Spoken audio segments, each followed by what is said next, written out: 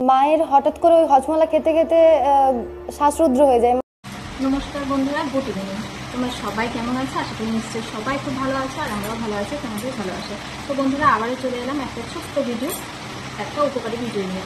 আশা করছি নিশ্চয়ই সবার উপকারী লাগবে, আর যদি উপকারী লাগে অবশ্যই লাইক শেয়ার করে দিও আর কমেন্ট করে জানিও ভিডিওটা কেমন হয়েছে। তো বন্ধুরা, আমাদের বাড়িতে ছোট বড় সব ফ্যামিলিতে অনেক রকম মানুষ আছে, বাচ্চা ছেলে হোক, বয়স্ক মানুষ হোক, সবার ক্ষেত্রেই এই দুর্ঘটনা ঘটতে পারে। মনে করো গলায় কিছু লেগে গেল, চকলেট বলো, খাবার কোনো কিছু লেগে গেলে আমাদের কি হয়, দমটা আটকে যায়। শ্বাসনালীতে খাবার খেতে খেতে অনেক সময় চলে যায়, শ্বাসনালীতে খাবারটা চলে যায়, যেহেতু আমাদের শ্বাসনালী আর খাদ্যনালী এরকম পরস্পর একসঙ্গে আছে। তো সেই জন্য অনেক সময় খাদ্যনালীতে না গিয়ে শ্বাসনালীতে চলে যায়, আর সেই জন্য আমাদের দমটা বন্ধ হয়ে আসে, তখন না কিছু বলার থাকে না কিছু করার থাকে। সেই ক্ষেত্রে আমরা সেই মানুষটাকে কীভাবে বাঁচাবো আর কীভাবে তাকে সুস্থ করে তুলবো, সেটাই হচ্ছে আজকে ভিডিওগুলো শেয়ার করবো।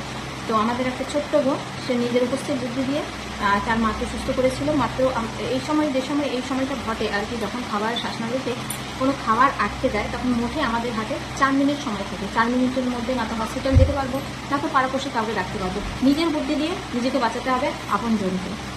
হাইমলিক পদ্ধতির মাধ্যমে শ্বাসনালীতে আটকে থাকা খাবারটা কিভাবে বের করা যায়, সেটা আমি আমার পক্ষে যতটা সম্ভব আমি দেখাচ্ছি, ঠিক আছে? তো সেটা ব্যাপারটা হচ্ছে, আমাদের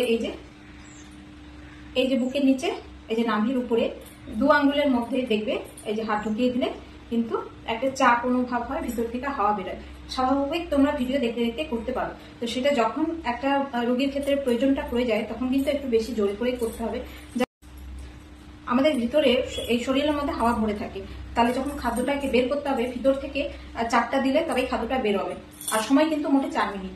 4 মিনিটের মধ্যে যা করার তাড়াতাড়ি করতে হবে। তাহলে রোগীটাকে পেছন থেকে এইভাবে ধরতে হবে, ধরে এই যে আঙ্গুলটা এইভাবে মুখ করে ঠিক এই নাভির 2 আঙ্গুলের মধ্যে, বুকের পাঁজরের নিচে আর নাভির উপরে 2 আঙ্গুলের মধ্যে নাভির উপরে এখানে এইভাবে ধরে এইভাবে দিয়ে ভিতর থেকে বারবার ক্রমাগত চাপ দিতে হবে। তাহলে ভিতর থেকে একটা হাওয়া প্রেসার করবে, প্রেসার করে খাবারটা বেরিয়ে আসবে। যতক্ষণ না বেরিয়ে আসবে ততক্ষণ দিতেই থাকতে হবে।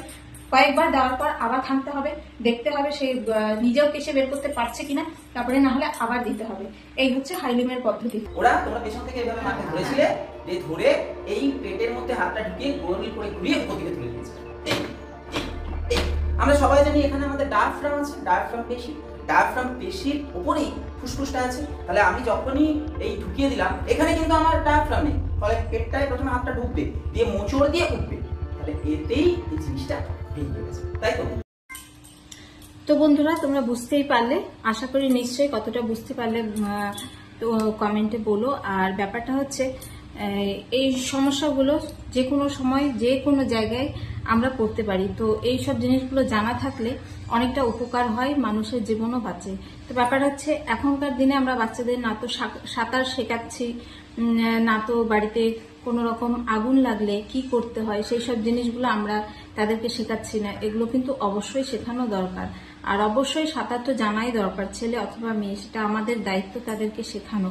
তারপরে বাড়িতে যদি আগুন লেগে যায় কি করণীয় দরকার, তারপরে আমাদের বাড়ির আশেপাশে, আমাদের বাড়ির মেম্বারের ফোন নাম্বার সঙ্গে বাড়ির আশেপাশের মানুষেরও ফোন নাম্বার 2-1 জনের থাকা প্রয়োজন, মুখস্থ থাকা প্রয়োজন। কারণ বাচ্চাদের হাতে তো সবসময় সব বাচ্চার হাতে ফোন থাকে না, ফোন নাম্বারটা জানা প্রয়োজন। অনেক সময় মা বাবার ফোনে ফোন আসে না, সেই ক্ষেত্রে বাড়ির কেউ আশেপাশে কারো কাছে ফোনটা যেন করতে পারে কোনো বিপদে পড়লে।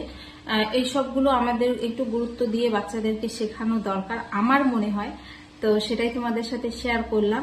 আর অবশ্যই এই ছোট ছোট তাৎক্ষণিক বুদ্ধিগুলো কিভাবে, ওই তাৎক্ষণিক বুদ্ধির জন্য কিভাবে বাঁচা যায়, কারেন্টের শর্ট খেলে সেই সময় তাকে সেখান থেকে কিভাবে উদ্ধার করা হয়, কেউ হয়তো শর্ট খেয়ে আছে, তার ছুঁয়ে আছে, তাকে কি করে বাঁচানো যায়। হজমলা খাচ্ছিলাম, হজমলাটা অনেকক্ষণ চষার পর আমার বসে থাকতে থাকতে মেয়েদের সাথে কথা বলছিলাম, হঠাৎ করে আমার গলায় চলে গেল। কিন্তু আমি সেটা ভাবলাম এটা আমার বিষম খাওয়া নয়, মানে সাথে সাথে আমার কথাটা বন্ধ হয়ে গেল এবং আমি উঠে দাঁড়িয়ে একদম আর আমার মেয়েরা দেখে বললো কি যে মায়ের জিভ বেরিয়ে আসছে, মানে একটা ভিতর থেকে কষ্ট অনুভব করছিলাম, কিন্তু আমি কিছু বলতে পারছিলাম না। সেটা দেখে আমার মেয়ে এই কৌশলটা অবলম্বন করে এবং তখন আমি রিলিফ পাই। কিন্তু আমার মেয়ে বুঝতে পারছে না যে মা কি হচ্ছে, কিন্তু ও আমাদের ছেড়ে দেয়, ওটা করাটা বন্ধ করে দেয়। তখন আমার বড় মেয়ে ছুটে এসে আবার শুরু করে, কিন্তু আমি তখন ওদেরকে হাত পাই করে দেখাচ্ছি করছি যে আমার আরাম লাগছে, ইশারা করছি ওটা। বিশেষ করে মায়েদের, বাবাদের, দাদা, দিদি, ভাই, বোন সবার, প্রত্যেকটা মানুষের জানা উচিত।